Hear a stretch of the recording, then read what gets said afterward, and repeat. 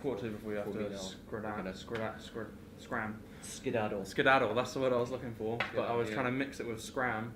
Skedaddle. Yeah. I don't think it works. This is Aidan Rees-Heron, and you're watching Property Geek TV episode 47, we think, but we can't really remember because this is season 2.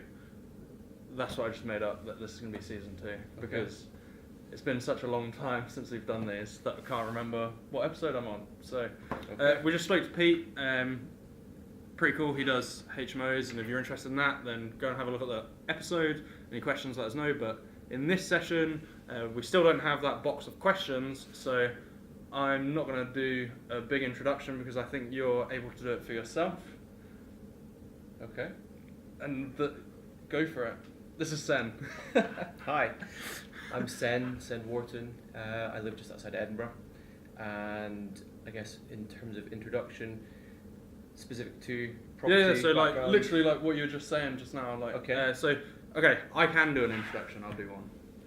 Tsen does, and tell me if I'm doing it wrong. Okay. Tsen's background is in buying properties. He built up a good portfolio of properties that you own.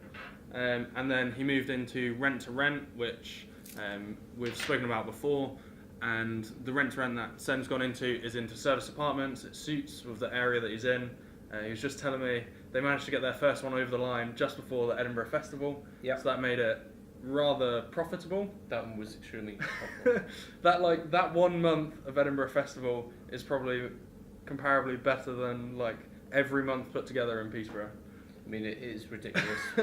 I don't feel overly special. Anyone can make big money in the festival just because the demand is so huge for accommodation during the month of August. So it was a bit of a gift, but the thing was taking action on choosing to go down the rent-to-rent and service accommodation strategy at the very end of June, and then with about 2 weeks of funny thing actually, a good story for you. Yeah. The day that we first met was, I think, the 1st of July last summer. Oh yeah, so it was. Development Discovery Day. Yeah. Last July in Edinburgh. That feels like it was a forever hot summer's ago. day. It was a beautiful hot summer's day, and in the lunch break, me and my business partner Chris went from the East End where we were in the Balmoral Hotel. Yeah. We shot over to the West End of Edinburgh. Yeah. And viewed the property that we then secured that day for our first rent-to-rent, and that's the one that came to us, as in the lease started end of July. We did a 2-week turnaround, had it ready for the festival, and had a fully booked festival, and that's where it all started. Oh man, I did not know that. Yeah, that's very cool. Yeah, that's where it all started. Awesome. Yeah. And that feels like it was ages ago. Does it feel like it was ages ago to you? I mean, it's just absolutely flowing by. And looking back on it, it feels like ages ago, but it's actually 6 months is not that long ago. No, it's not. So that's like property background. Like, where were you before? What were you doing before you did property? You said you're from Edinburgh, but like kind of career-wise. Well, very briefly. Introduce yourself. Say hello. Whatever you want to say. Well, we'll censor out anything that we don't like. That's fine. My professional career background has always had a degree of sales in it. I started off out of university working for Eurosport Television. I won't go into all the detail, but it was basically selling advertising on the channel and on the internet. And for whatever bizarre reason, I chose to transfer into the recruitment industry end of 2006, beginning 2007. And this is all in London. And I was in that industry for about 7-8 years, and during that time I moved back up to Edinburgh, where I was at university and knew the city, and my wife and I were having our first child back then, so he was born in 2008, and we moved out to East Lothian in the countryside, great place to bring up family, and we've been living there since 2008, and now have 3 boys, which is cool, and enjoying life very much. And I'd started investing in property in 2007. So that was when it first started. Yep. Quite cliche, but I'm a total product of kind of reading things that inspire and taking action on things. And it was reading Rich Dad Poor Dad that that got me on to exploring property investing. So I dived in and bought a first property in 2007, right at the peak. It's the one I wish I didn't buy, but Yeah. I still have it now, and yeah, wish I didn't have it, but I cut my teeth on that. And But then why? Why do you wish you? Oh, Because because I it's- understand the cost implications of buying it in the peak of the market, Yeah, but is because there anything else? It's the only property I have. So this is in Wisbech in Cambridgeshire, It's a and beautiful place. I bought a one-bed property that, on the face of it, it stacked up on the gross yield. Yeah. What I didn't appreciate was the extent of service charges and ground rent and how much that would impact the bottom line on an already quite low rent per month property. So my net profit at the end of the year is pretty low on it. Yep. Knowing also that it's probably sitting in a bit of negative equity now, the best I can do is just keep earning out a small amount each year. And it's the one that gives me the most headaches because of service charges. So I'm pretty against block management companies, and I haven't bought another leasehold property since. But it got me off the mark, and then I invested in property education for the first time back in 2007 and 8, and that got me going. And then really, to cut a long story short, I was investing in property very slowly and gradually between then and up to beginning of 2016, adding 1 or 2 properties per year. So it was single let, buy to let, and then got a bit more exciting with HMO property. That was in Edinburgh, and then laterally in Nottingham and in Doncaster. So got a decent property portfolio. Was able to exit the employed world in 2014 or 15. Nice. Which is cool. That's So nice. before you carry on, there's a lot in there, and can we unpack some of it? Just a little Right, bit. yeah. Okay, so the first thing I noticed is that you've got properties kind of a little, not all over the place, but they're in different locations. They are, yeah. So there seems to be 2 trains of thought, right? One is you should keep it all in one place where you know intimately, and the other is that you just go wherever the hell it makes money, and you don't really care what happens. Are you in the go wherever the hell it makes money, or are you a little bit somewhere in the middle? Within reason, and I do care completely. So the first property was a case of I read a book about yield that analysed the whole of the UK, and I went for the place that had one of the highest gross yields and I could drive to from London. Yep. So to get a price, it was like a 60 grand flat for a 1 bed. Oh, so you were living in London at the I was time. living in I London forgot at the that, time. because like I was still thinking you. I was just imagining you like living up in No, Scotland, that was and I was me in like, London. why would you pick So Wisbech? it was still quite a drive, you know, it's 2.5 It's a couple of hours, drive. yeah. But it was to get in at a buy price of 60k. Yeah. But that was still toppy for what it is. Beyond that, I turned our flat that we lived in London into a rental. That's probably more capital appreciation rather than it's fairly good for the cash flow, but one that we'll always keep and be great for our kids if they want to spend time in London. Yep. And then after that, I started investing in Scotland. So that was again a case of I'm just outside Edinburgh, investing just north of Edinburgh into Fife isn't too far a stretch. So that's where I started. Again, it was lower income areas, cheaper to buy in. And then I moved into the bright lights, big city of Edinburgh, and got some really great deals when not so many people were buying. So this is kind of 2010, 2011, and made some really great HMO property in Edinburgh. Working with a really clever guy who's a good friend from university, who set up a letting agent in Edinburgh. And working with him, I was able to source brilliant opportunities. It was a commercial conversion, and so that was the first big commercial conversion I did, with his kind of help, guidance, project management. But how big was it? it was a when it was done, it was just shy of 1 million GDV. Okay. And that created 2 1-bed flats, a 4-bed HMO, and a 6-bed HMO. But we're talking bang in the EH1 city centre of Edinburgh. It's right near Grassmarket, Royal Mile. It's prime location for students. And so what we do with that is 11 months student let. Yep. And 1 month festival let. Okay. So it's brilliant. It's like the kind of jewel in the crown of the portfolio. There's a is it Ray McLennan? Yeah, he's got properties up there.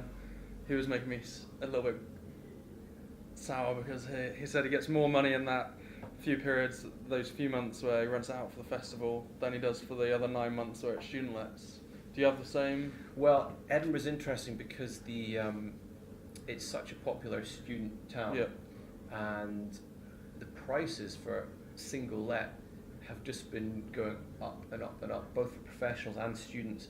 And I mean, it's really compared. I was a student there myself, and it's so expensive to be a student there to get your accommodation, but the market's absorbing it, and it's actually getting to a point, believe it or not, where that peak month of August for the festival, sometimes it's not economically viable to take the higher festival rent because there's higher management charges for that period, and you're paying the council tax for that period, and there's more wear and tear. You might be better taking a 12-month let because across the year, Edinburgh rents are getting high. Anyway, I know it's not a focus session on Edinburgh rents, No. Does it not annoy students? I was a student recently. Hang on, no wait. I still am a student, but post-doctorate now. So, does it not annoy the students that they are not allowed to be in the property in the summertime? No, it's helping them out. They don't want to be paying for a property when they're in the summer holidays, unless they're there working. Yeah, okay. So it's just interesting hearing how it's different in different locations. Students there are almost forced to take on an expensive period of rent to secure the property if they want it. Otherwise, they might miss out. So it's actually really expensive for them to take it. But many want to be there for the summer and get part-time jobs, but it's a really expensive time to rent it. So it's like your portfolio is a bit spread out, but that's only because you've moved, really. So I wanted it to grow with me around Scotland, but then I found the price to buy property in Edinburgh was skyrocketing, and comparatively the rents weren't covering it so well. So that's when I started looking for HMO returns that brought me down to Nottingham, working with partners down there, and to Doncaster more recently, where buying a 4-bed to convert to a 6-bed is comparatively half the price of Edinburgh, but the monthly rent is pretty comparable. So what would you say to people that are like, they're pretty confident they want to get into property, and now they're trying to weigh up where they go? Well, what key indicators do you look for now when because you're moving into Nottingham, you're moving into somewhere else? So how are you choosing those locations to move into? What allowed me to decide on that? Well, first of all, the partners I work with, I sourced from reading articles about them featured in YPN. That's where I found them. And then or eventually watching this program. But it really was paying attention to what's working for people wherever in the country, because I was open to where it could be. And then I'd have an initial conversation to understand what the numbers behind it. I'd ask for case studies to really crunch down and understand what's the buy-in, what's the refurb, what's the end valuation. Because the key thing I was looking for was the ability to refinance after the 6 months and get as much money back out, so I didn't have to leave too much in, because in Edinburgh I'd have to leave so much in I couldn't grow anymore. And after I'd refinanced, the key factor was how much cash flow. So you were approaching these people as an investor basically. So I was put your money in, or is it partner's money? Or I was using some of my money, a small amount of my money, and then JV money. Okay. And so I needed to get a return on that JV partner's money, and be able to safely bring that money, draw that money down with the finance, pay it back with interest, and still have enough to return me some of my funds. I'd have to be prepared to leave some in, but I was trying to minimise that. And then the other thing I was looking at is the monthly cash flow. Going back to another original question you had about, was I worried about these other locations? It was also about understanding enough about the demographics of the area, where's the demand coming from for the tenants. So the HMOs I have are professional HMOs in Nottingham and Doncaster, so professional workers who are not yet We're gonna die. How long have you got? We're gonna die. I don't know, it just flashes. Okay. I think you might be in demand. It might be good to do another one. I didn't realise the battery would die so quick. In closing that piece off, then, just so we don't leave it unconcluded, the decision was finding partners I could work with who Yeah. could manage these properties for me. Okay. And I'd have faith in Yeah. being remote. And Yeah. all I'd have to do is check in once or twice a month. But I did visit each of these locations and walk and drive around with these kind of sourcing, packaging partners to Mhm. really understand the makeup of the area, the lay of the land, the kind of safety of the area. I didn't want to be buying low demographic area. I've done that in Scotland Yep. and not so keen to carry on there. So Yeah. I want it to be kind of middle to upper desirable area. And that's what I managed to find, which is great. Cool. Before we literally die, and it might happen in this outro, I could carry on talking to you for ages because this is really interesting. And I know we said we weren't going to get into the nitty gritty, but I bet a bunch of people watching this would want to get into the nitty gritty. So, would you fancy having another conversation at some point where we Sure, we could do that, yeah. we can chat about? Sorry, everyone. Sorry, Tsen did not know about the camera. Yeah, we didn't even touch on development. We didn't even touch on development other than that 1 million quid one that you did. Yeah. Were you still employed when you were doing that? Or Yes, at that point you left? No, I was working full time then. Still working full time when you were doing that. Yeah. So something we were talking about, I've talked about for a while is people say like entrepreneurship is about taking risks, but most entrepreneurs I speak to say it's about mitigating the risks that you have to take and taking calculated ones. So if you're still in full time work and you're doing a reasonably sized project, that seems like was that a choice to mitigate risk, or were you just not comfortable leaving your job at the time? Yeah, absolutely. I was building up the pipeline of assets that would be not only growing in value over my lifetime and for my kids, but helping in time replace my earned income. But I wasn't ready to leave the earned income because it was absolute safety and security. And I had young family. I have young family. Yeah. So it was all all those reasons. So I was never going to leave it prematurely. Yeah. It was always a case of when the time's right. But in the meantime, I'll just keep slowly chipping away because the growth of the portfolio. I'm talking about 8 years or so. Yeah. Building up slowly. It wasn't like a runaway. It was the 8-year overnight success. Yeah. Got it? Yeah. So we can talk about that next time and actually maybe move on to developing now. Yeah, yeah. Cool. So thanks very much, and speak to you next time. Thank you. Is there anywhere that people can get hold of you? Sure, yeah. I have set up a new property investing and serviced accommodation business called Adero Property. How do you spell that? It's ADAERO. So my email address for it would be Tsen, which is TSEN, Tango Sierra Echo November, at aderoproperty.com. So AD for Delta, AERO property.com.